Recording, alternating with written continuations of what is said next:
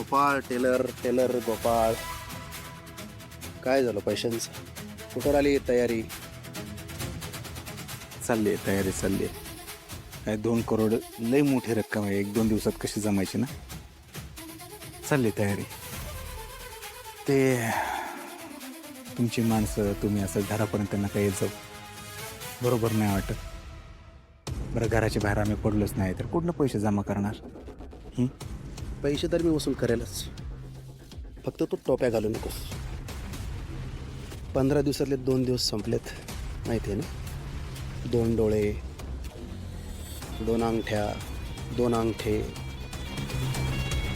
हाय, ती वेळ येणार नाही. येऊच देऊ नका.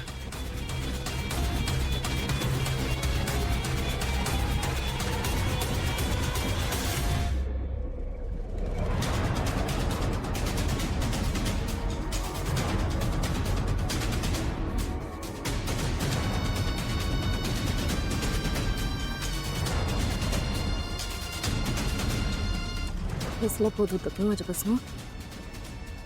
काय? हेच तो भाई तुमच्याकडनं कसले तरी पैसे मागत होता.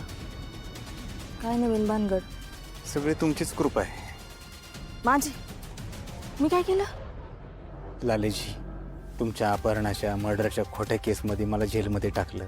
सुधाकर दादा त्यांनी काहीतरी शहाणपणा केला, त्याला नोकरीवरनं काढलं. घर कसं चालणार आपलं? तसंही सुधाकर दादा घरात पैसे देत नाही.